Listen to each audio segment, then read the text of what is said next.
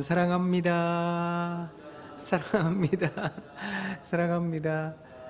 새벽부터 죄송합니다. 민망하게 해드려서 우리 앞뒤 옆에 있는 분들 바라보며 눈을 크고 동그랗게 뜨고 한번 감탄하도록 하겠습니다. 우와, 이야. 네. 고맙습니다. 사랑하는 여러분, 하나님께서 여러분 모두에게 평강 더해 주시길 원합니다.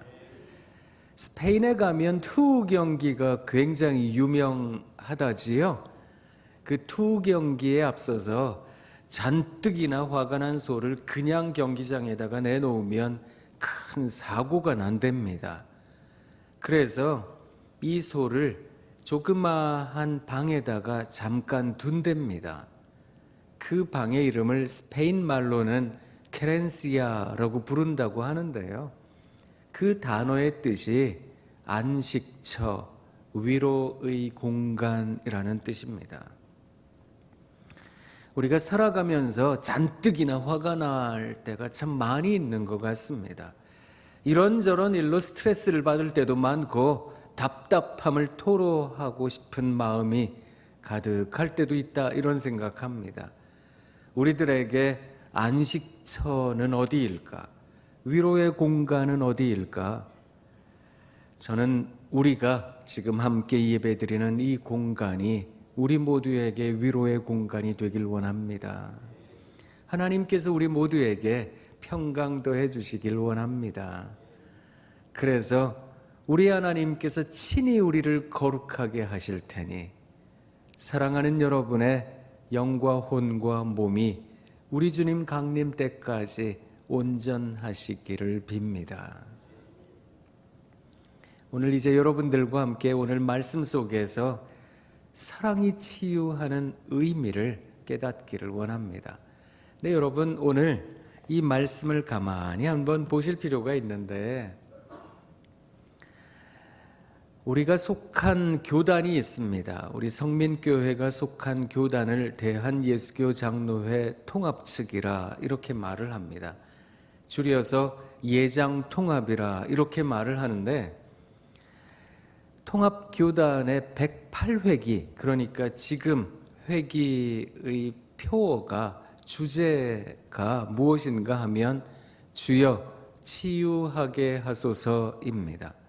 근데 사실 이 말 앞에는 한 문장이 더 있습니다. 그게 뭔가 하면 우리를 치유하시는 주여 치유하게 하소서입니다. 근데 이게 좀 길다. 그래서 교단 총회의 주제 연구위원들이 모여서 한국교회가 주제를 이야기하기엔 좀 기니까 좀 짧게 주여 치유하게 하소서 이렇게 합시다라고 얘기를 하게 되었는데요. 전 그게 조금은 아쉬운 사람입니다. 저도 우리 교단 주제 연구위원 가운데 한 사람인데요. 그래서 우리가 치유하게 하소서라고 말하면 혹시 내가 치유의 주체가 되는 거 아닐까? 우리가 치유하는 사람 되어야 하는 거 아닐까?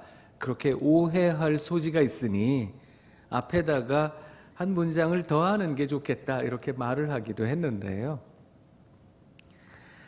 왜 그런가 하면 우리가 하나님께로부터 받은 이 풍성한 은혜를 누군가의 풍성함으로 나눌 줄 안다는 것, 그거 굉장히 중요한 일입니다. 그런데 내가 누군가의 풍성함을 위해 일하다 보면 자꾸만 내가 하나님 자리에 앉으려고 할 때가 참 많거든요. 그래서 우리가 바라는 치유, 그 치유가 무엇일까? 그리고 그 치유를 이루는 분은 어떤 분이실까? 그것을 분명히 아는 게 좋겠다라는 차원에서 사실은 성경 말씀을 주제 요절로 선택하게 되었던 겁니다. 그 첫 번째 말씀이 출애굽기 15장 26절에 있는 말씀입니다. 근데 이 말씀을 여러분 한번 가만히 보시면 하반절이 굉장히 마음에 듭니다. 우리 하나님께서 이렇게 말씀하셨습니다. 내가 애굽 사람에게 내린 모든 질병 중 하나도 너희에게 내리지 아니하리니 나는 너희를 치료하는 하나님이라. 말씀이 얼마나 감사한지. 애굽 땅에 내리셨던 하나님의 그 재앙, 그걸 우리들에게 내리지 않는다고 하시니, 더군다나 우리 하나님께서는 치료하는 하나님이시라고 하시니 얼마나 감사한지. 이 말씀이 참 좋지요. 그런데 여러분, 이 말씀의 전반절을 한번 가만히 보실 필요가 있습니다. 얼마나 마음이 무거워지는지요. 여러분 한번 보세요. 너희가 너희 하나님 나 여호와의 말을 들어 순종하고 내가 보기에 의를 행하며 내 계명에 귀를 기울이며 내 모든 규례를 지키면 말씀을 가만히 보다 보니까 아이고, 이거 우리 하나님께서 치료하지 않으시겠다는 뜻이로구나, 이런 생각마저 들었습니다. 아니, 모든 질병을 우리들에게 내리시겠다는 뜻이로구나, 이런 생각도 들었습니다. 여러분 한번 가만히 생각해 보세요. 우리가 과연 하나님의 말을 들어 순종할 수 있을까? 의를 행할 수 있을까? 귀를 기울이고 모든 규례를 지킬 수 있을까? 성경이 우리들에게 말하고 있는 이 모든 규례를 우리가 과연 하나하나 지킬 수 있는 것일까? 그건 거의 불가능해 보입니다. 여러분, 우리가 올해 새해를 맞이했는데 벌써 3월 달입니다. 새해 다짐들 하셨습니까? 올해는 이런 것도 좀 하고 이것도 하겠습니다. 올해는 좀 하나님 말씀도 많이 읽고 성경을 필사하기도 하고 그저 날마다 기도하는 인생 되겠습니다. 우리 주님처럼 한적한 곳을 찾는 인생 되겠습니다. 마음으로는 그렇게 다짐을 하지만 하루하루 살아가다가 보면 하나님 말씀을 다 잊어버릴 때가 많거든요. 그저 하나님께 기도합니다. 내 맘에 주여 소망되소서. 주 없이 모든 일 헛되어라. 밤이나 낮이나 주님 생각. 잘 때나 깰 때 함께 하소서. 하나님, 제가 이제 잠자리 듭니다. 하나님 지켜주세요. 이야, 하나님 이렇게 새날 맞이하게 해주셔서 감사합니다. 오늘 하루도 주님 은혜 가운데 살아가게 해주세요. 기도는 하는데 아침에 운전하고 가다가 누가 날 힘들게 하면 아이고 저런 것들은 다 없어져야 되는데, 누가 나 힘들게 하면 아이고 저런 인생들이 다 있다고 막 속상하고 힘들고, 나도 모르게 나쁜 마음 품고 입에는 나쁜 말 할 때가 많고, 사람이라는 존재가 그렇구나 이런 생각할 때가 참 많지 않겠습니까? 그러니 우리가 작심삼일이라 이거 아무리 작심을 해도 그 작심을 이어간다는 게 얼마나 힘든 건지. 여러분, 우리 분홍 목사님 진짜 대단한 어른인 게, 여러분 한번 생각해 보십시오. 저 핑크빛 자켓을 입고 이게 한두 해도 아니고요, 자그마치 10여 년 이상을 이렇게 살아가실 수 있다는 게 얼마나 대단한 일입니까? 이걸 유지할 수 있다는 것, 끝끝내 그것을 지킬 수 있다는 것, 그거 진짜 대단한 일이거든요. 제가 한 분 권사님 뵀는데요, 이 권사님이 저한테 그러시더라고요. 제가 여쭤봤거든요. 권사님, 올해 새해 다짐이 뭡니까? 여쭤봤더니 이분이 그러시더라고요. 목사님, 저는 새해 다짐 안 합니다. 그러시더라고요. 아니, 왜 안 하세요? 아니, 맨날 뭐 다짐해봤자 그거 지켜지지도 않는 거 그냥 하루하루 하나님 죄송합니다 하고 살려고요. 그러시더라고요. 그만큼 우리 마음을 지킨다는 게 힘든 거거든요. 그래서 이 말씀을 읽고 있으면 우리 하나님 치료하시겠다는데, 질병을 내리시지 않겠다는데 전제 조건이 너무나 무섭게까지 여겨지기 시작했던 겁니다. 그래서 총회 주재위원들이 모여서 그 다음 말씀을 택한 게 이사야 53장의 말씀이었습니다. 우리는 그렇게 생각할 때가 많거든요. 이걸 지키면, 이렇게 하면 내가 반드시 은혜 받을 거야. 내가 반드시 하나님 은혜 가운데 살 수 있을 거야. 모든 질병이 치유가 되고 문제가 해결이 되고 그렇게 살 수 있을 거야. 그런데 여러분, 치유는 우리에게 없습니다. 이걸 꼭 기억하셔야 됩니다. 그래서 이사야 선지자가 오실 메시아에 대해서 예언을 합니다. 오실 메시아가 어떤 하나님이신지 아세요? 세상에 그는 우리 대신 질고를 지셨습니다. 우리 대신 우리들의 모든 죄악을 지고 십자가를 지셨다는 겁니다. 그래서 그가 징계를 받음으로 채찍에 맞음으로 우리가 나음을 얻었다는 겁니다. 구원을 얻었다는 겁니다. 진정한 나음이란, 진정한 치유란 어디에 있는가 하면 우리들의 노력에, 우리들의 공력에 있을 수 없는 겁니다. 이게 도저히 불가능한 사실입니다. 그래서 우리 하나님께서 직접 이 땅에 우리를 위해 오셨다라는 겁니다.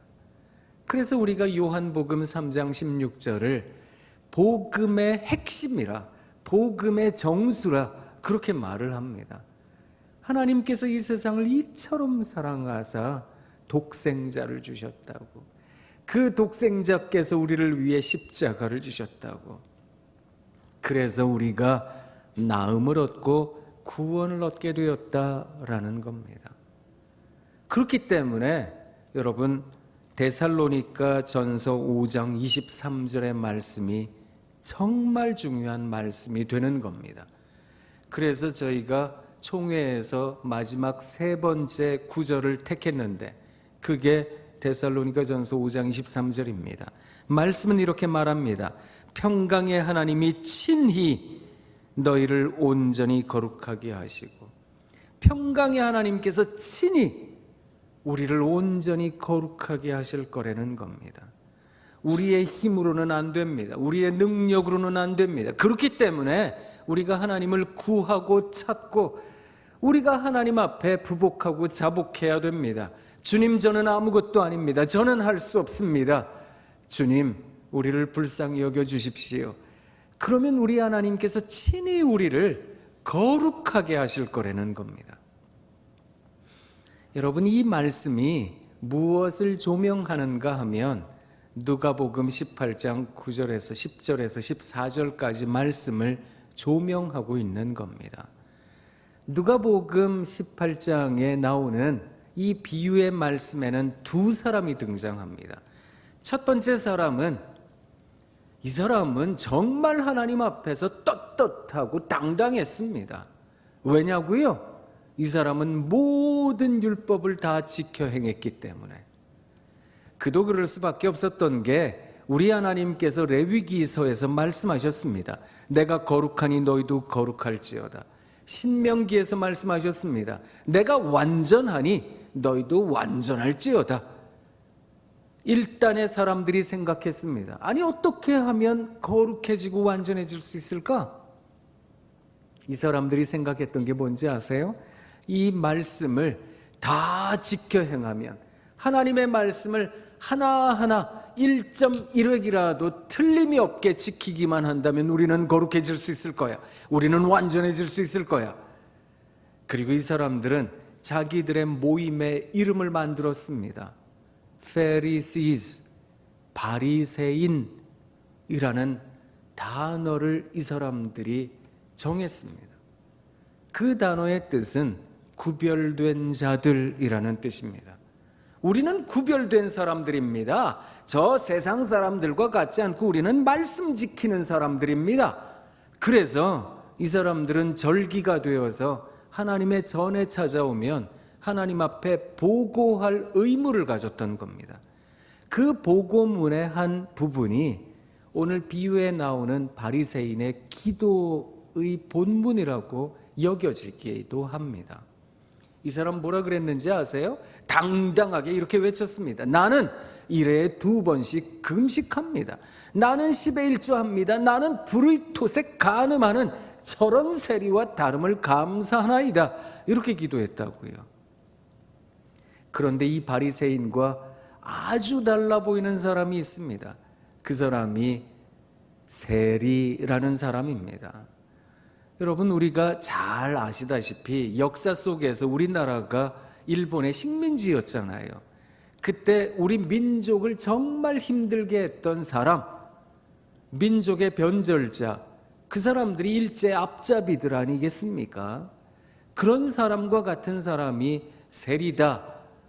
당시에 이스라엘 백성들이 그렇게 생각했던 겁니다. 저 사람들이 얼마나 우리를 힘들게 하는지, 우리가 가진 것을 다 착복해서 자기 이속 채우고 로마의 앞잡이가 되어서 얼마나 총독부에 아첨을 하는 존재들인지, 그들이 세리라는 존재였거든요. 세리는 당연하게 죄인이니까 하나님 전에 와서 이렇게 기도했던 겁니다. 하나님, 저는 죄인입니다. 저를 불쌍히 여겨주십시오. 이렇게 기도했던 겁니다. 아니, 생각해 보세요. 바리새인이라는 사람은 대단하죠. 이 사람은 자기의 삶에 절제가 있었습니다. 자기의 삶을 하나님 앞에서 정말 충실하게 지켜내려고 율법에 따라 살려고 노력했던 사람입니다. 제가 그런 사람입니다 라고 외치는 멋있는 사람입니다. 그런데 그와 전혀 다르게 보여지는 세리, 그는 하늘을 우러를 수도 없이 통곡하며 가슴을 치며 하나님께 부복하고 자복했던 겁니다. 저를 불쌍히 여겨주십시오. 네, 여러분, 놀라운 일이 발생했습니다. 누가복음 18장 14절에 보면 우리 하나님께서 어떤 심정을 가지고 계시는가, 그것을 예수님께서 분명히 말씀하셨던 겁니다. 어떻게 말씀하셨는가 하면 꼭 집어 말씀하셨어요. 저 바리새인이 아니다. 이걸 꼭 집어 말씀하셨습니다. 이 앞에 있는 세리가 의롭다 하심을 받고 집으로 내려갔느니라. 이거 진짜로 대단한 말씀을 하셨던 겁니다.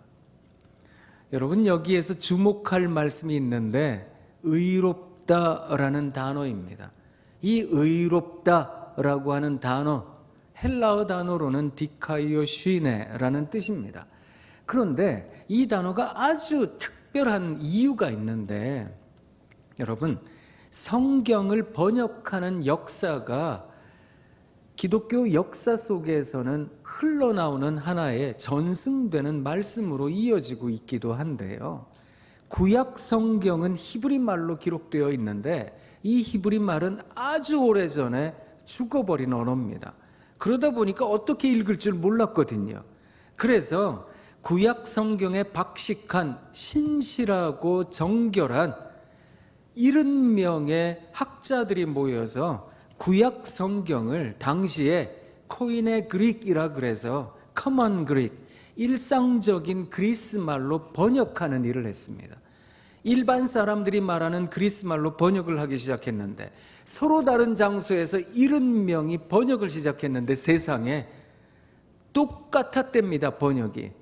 이런 하나님의 기적이 이루어질 수 있는가? 그래서 그 번역서를 일컬어 셉투아진트라고 70인역이라고 말을 합니다. 그 70인역을 보면 구약 성경에 거룩, 완전, 온전이라는 단어가 때로 디카이오 슈이네라는 단어로 기록되어 있다는 겁니다.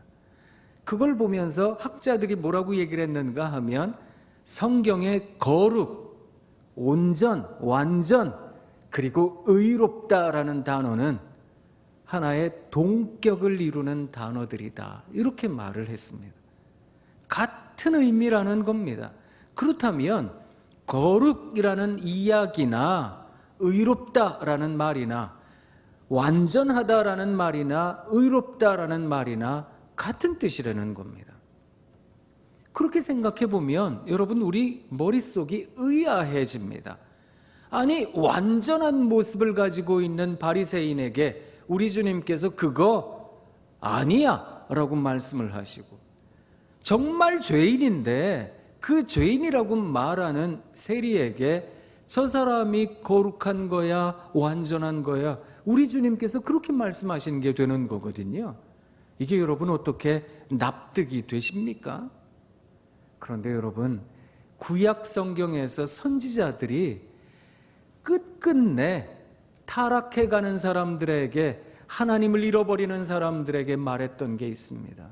우리 하나님께서는 순종을 원하시는 것이지 제사를 원하시는 하나님이 아니시라는 겁니다. 우리 하나님께서는 인애를 원하시는 하나님이시지 어떤 형식을 원하시는 하나님이 아니시라는 겁니다. 하나님 앞에서 온전하게 서 있기를 원하는 사람들, 그들은 어떤 사람들일까요? 그들은 스스로가 하나님 앞에서 고백할 줄 아는 사람들. 하나님, 저는 죄인입니다. 제가 아무리 발버둥 치고 아무리 노력하고 아무리 힘을 쓴다 할지라도 저는 어쩔 수 없는 인생입니다. 하나님, 저를 불쌍히 여겨주십시오. 그때 우리 하나님께서 우리들에게 말씀하실 거라는 겁니다. 내가 너를 천사로 지은 게 아니야. 내가 너를 뭐 대단한 초자연적 존재로 지은 게 아니야. 내가 너를 신적 존재로 지은 게 아니야. 내가 너를 사람으로 지었다고. 그렇다면 너는 내 앞에서 사람이면 되는 거다. 우리 하나님 그것을 말씀하시고자 하신 것은 아닐까? 사랑하는 성민의 귀한 신앙 가족 여러분, 우리가 하나님 앞에서 어떻게 하면 온전해질 수 있을까요? 어떻게 하면 거룩해질 수 있을까요? 이것도 하고 저것도 하고. 성경이 무엇을 말하는 건가 하면 우리는 하나님 전에 와서 그저 하나님께 간구해야 된다는 겁니다. 하나님, 상어기가 왔습니다. 하나님, 저 열심히 살려고 노력하는데요, 잘 안 돼요. 하나님, 그저 하나님 말씀 보고 살려고 하는데 그게 잘 안 돼요. 자꾸 넘어지고 자꾸 실패할 때가 많습니다. 하나님, 저는 죄인입니다. 하나님, 저를 불쌍히 여겨주십시오. 그렇게 하나님께 고백하면 우리 하나님께서 말씀하실 거라는 겁니다. 그게 의로운 거야. 그걸 우리 주님께서, 예수님께서 비유를 통해 말씀해 주고 계시는 겁니다. 사랑하는 성도 여러분, 하나님께 나올 때마다 내 자신이 깨어져야 됩니다. 우리 하나님께서 친히 우리를 거룩하게 하신다는 겁니다. 그래서 신학자들이 누가복음 18장 10절에서 14절까지의 말씀을 가지고 한 가지 신학적 명제를 꺼냈습니다. 그게 뭔가 하면 칭의의 하나님이다, 칭의의 은혜다 라는 것을 꺼냈던 겁니다. 칭의, 그렇게 불러주겠다라는 겁니다. 의롭다라고 칭해주겠다라는 겁니다.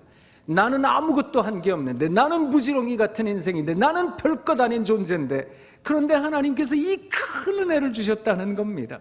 이 큰 은혜, 그 은혜를 받아 누리니 하나님, 저 같은 인생을 이런 은혜 주셔서 감사합니다. 하나님, 저는 죄인입니다.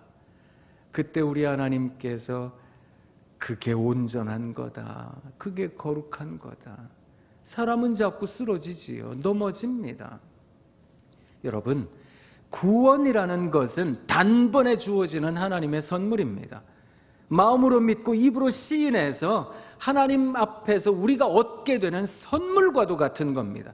내가 어떤 존재인가는 상관이 없습니다. 어떻게 살았는가도 상관이 없습니다. 그저 우리 하나님 앞에서 그리스도를 구주로 고백하는 사람들마다 구원을 얻는 줄 믿습니다. 그 구원의 감격을 가진 사람들이 어떻게 살아야 될까요? 날마다 살아가며 날마다 하나님을 붙잡아야 되겠습니다. 그것을 회개라고 합니다. 회개는 그런 점에서 날마다 이루어져야 됩니다. 다만 그 회개를 할 때 내 심정이, 내 마음에 당연함이 있어서는 안 되겠습니다. 늘 하던 거니까 라는 생각이 있어서도 안 되겠습니다. 하나님 앞에 진실하기 위해서 노력해야 됩니다. 하나님, 저를 불쌍히 여겨주십시오. 그렇게 나아가는 삶을 일컬어 기독교에서는 성화의 삶이다 이렇게 말을 합니다. 성화라고 하는 건 거룩해진다라는 뜻입니다. 근데 내가 진짜로 어떤 빛나는 거룩한 존재, 그래서 정말 천사 같은 존재가 된다, 그런 뜻이 아니라 하나님 앞에서 또 한 번 더 회개하고 또 한 번 더 나아가고 그렇게 살아갈 줄 아는 것, 그게 성화라는 겁니다. 서방교회에서 성경만큼 많이 읽힌 책이 있습니다. 그 책이 철로 역정이라는 책입니다. 존 버년이 썼습니다. 그 철로 역정에 보면 크리스천이라는 주인공이 이런 일도 경험하고 저런 일도 경험하고 눈물 흘리고 한숨 쉬고 때로는 기쁨을 얻기도 하고 그렇게 한 걸음 한 걸음 하나님 나라 향하여 가면서 스스로를 발견합니다. 하나님, 저는 죄인입니다. 서방교회의 존 버년의 철로 역정만큼 많이 읽힌 동방교회의 책이 있습니다. 그 동방교회 책이 거룩한 등정의 사다리라는 책이 있습니다. 우리말로 다 번역되어 있습니다. 이 책의 저자를 요한 클리마쿠스라고 합니다. 클리마쿠스라고 하는 라틴어는 사다리라는 뜻입니다. 그래서 사다리의 요한이라 이렇게 말을 하기도 합니다. 이 사람이 한 계단 한 계단 하나님의 나라를 향하여 그 사다리를 올라가는 계단에서 때로 실패하고 넘어지고 떨어지기도 하고, 그렇지만 또 한 계단 한 계단 올라가면서 거룩한 등정의 사다리, 그 사다리를 올라가면서 행했던 말, 그 말은 존 버년의 말과 똑같았습니다. 하나님, 저는 죄인입니다. 날마다 스스로를 쳐서 복종케 하는 것, 날마다 하나님 앞에 나와서 하나님, 저는 아무것도 아닌 인생입니다. 저는 그저 무익한 종이라 하나님 앞에서 은혜 받고 살아가는 인생인데, 이 은혜, 그 은혜를 받아 누리면서도 마치 당연한 게 그렇게 생각할 때가 많았던 인생입니다. 하나님, 저를 불쌍히 여겨 주시옵소서. 그렇게 살아갈 줄 아는 것, 그렇게 살아갈 때 우리가 무엇을 느낄까요? 치유가 저 멀리에 있는 게 아니라 치유가 바로 우리 앞에 있다라는 겁니다. 우리 하나님께서 치유하시는 하나님이시니까, 질병을 우리들에게 내리시지 않겠다고 확정하셨으니까 우리 하나님께서 우리 마음 가운데 큰 평강 더해 주실 줄 믿습니다. 사랑하는 성민의 신앙가족 여러분, 우리가 하나님 믿는다는 것이 무엇일까요? 치유의 하나님을 바라본다는 게 어떤 것일까요? 저는 여러분 모두가 치유하게 하시는 하나님을 꼭 만나시길 원합니다. 평강의 하나님께서 친히 우리를 온전히 거룩하게 하실 테니까, 사랑하는 여러분, 여러분의 영과 혼과 몸이 우리 주 예수 그리스도 강림하실 때까지 흠없게 보존되길 원합니다. 여기서 말하는 흠없게 보존되길 원한다라는 말은 모든 나쁜 행실이 사라지고 모든 나쁜 생각이 사라지고 모든 연약함이 사라지는 것, 여러분, 그것은 하나님의 나라에 이르러서야 가능하다라는 겁니다. 그 하나님의 나라에 이르러서야 가능한 것을 이 땅에서 그렇다면 어떻게 흠없게 보존할 수 있을까? 흠없게 보존하기 위해서 우리가 해야 할 역설적인 하나님 앞에서의 고백이 있습니다. 하나님, 저는 죄인입니다. 그렇게 고백하셔야 된다는 겁니다. 어려서 주일학교 다닐 때 진짜로 찬양 많이 불렀거든요. 가끔 지금도 생각나서 그냥 부르기도 하는데요. 그 외 여러분들도 아마 많이 부르셨을지도 모르겠는데, 죄 많의 세상은 내 집안이네, 내 모든 보화는 저 하늘에 있네. 저 천국 문을 열고 나를 부르니 나는 이 세상에 정들 수 없어요. 오 주님 같은 친구 없도다. 내 주님 없으면 난 어떻게 하나. 저 천국 문을 열고 나를 부르니 나는 이 세상에 정들 수 없어요. 찬송 무지하게 불렀잖아요. 그런데 이 세상에 정은 얼마나 많이 붙이고 사는지 아니 이 세상에 정들 수 없다고 그랬는데 얼마나 정을 많이 붙이고 사는지요. 사람이 그렇더라고요. 조금만 편해지면 하나님 다 잊어버립니다. 조금만 그저 내 마음에 아이고 이제 됐다 이런 심정이 들면 마음이 얼마나 흐트러질 때가 많은지. 그런데 여러분 그게 인생인 겁니다. 그런 인생을 불쌍히 여기셔서 하나님께서 세상을 이처럼 사랑하셔서 독생자를 우리에게 주셨다는 겁니다. 치유의 하나님께서 친히 우리를 위하여, 우리를 의롭게 하기 위하여, 거룩하게 하기 위하여 그가 십자가에 달리셨다는 겁니다. 그렇다면 우리가 하나님 앞에서 그 은혜를 받아든 사람들로서 어떻게 살아야 될까요? 하나님 저를 불쌍히 여겨주십시오. 저요 자꾸 세상에 정붙이고 삽니다. 저도 그렇더라고요. 아니 이 정도는 먹어야 인생이지. 아니 살면서 이 정도는 입어줘야지. 아니 이 정도는 하고 살아야지. 자꾸만 그런 생각이 들더라고요. 모든 것이 하나님의 은혜였던 것인데, 은혜가 아닌 것이 하나 없었던 것인데 우리는 자꾸만 왜 그 은혜를 잃어버리고 살아가는 것일까? 그저 이 아침에 하나님 앞에 기도하실 때 그렇게 기도하시면 좋겠습니다. 하나님 부족한 인생이 왔는데요, 이 사람을 하나님 지켜주셔서 고맙습니다. 저 같은 인생 지금까지 호흡하고 살게 해주셔서 감사하고, 또 하나님이 이 세상 살아가며 그저 두 다리로 조금 힘들 때도 많지만 그래도 살아가게 하시고 우리 가정도 하나님 인도해 주셔서 고맙습니다. 저는 죄인인데요, 하나님 저는 아무것도 아닌데요, 저를 불쌍히 여겨주세요. 그렇게 기도하실 때 우리 하나님께서 여러분에게 치유를 임하게 하실 겁니다. 우리 하나님은 치유하시는 하나님이시니까, 그는 치유로 이 땅에 오셨으니까 우리가 그 하나님을 믿고 소망하는 순간 우리 모두에게 치유가 가까운 줄 믿습니다. 여러분 사랑합니다. 사랑합니다. 사랑합니다. 제가 여러분들에게 사랑합니다. 사랑합니다 이렇게 고백할 때가 많은데요, 오늘 저녁에 그 이유를 말씀드리도록 하겠습니다. 궁금하시지요?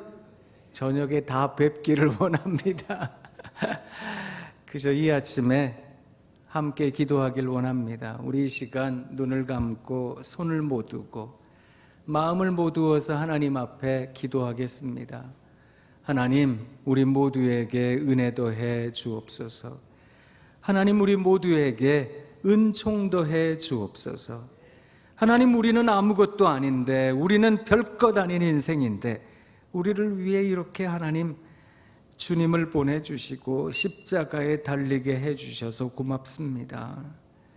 그가 채찍에 맞음으로, 그가 징계를 받음으로 우리가 나음을 얻고 구원을 얻게 되었습니다. 하나님 죄송합니다. 하나님, 우리 죄인을 구원하시기 위해서 이 땅에 오신 예수님 죄송합니다. 하나님, 이 마음으로 이 세상 살아가는 우리가 되게 하옵소서. 오늘 하루 살아가며 시시로 때때로 하나님 기억하며 가슴을 치고 통곡할 줄 아는 우리가 되게 하시고, 아버지 하나님 앞에서 별것 아닌 인생이 은혜 받고 살아가니 그저 감사합니다, 고맙습니다. 그 고백이 끊이지 않는 우리 모두가 되게 하옵소서. 예수님 귀하신 이름으로 기도합니다. 아멘. 우리가 찬송 한 장 불러보길 원합니다. 혹시 반주가 될까요?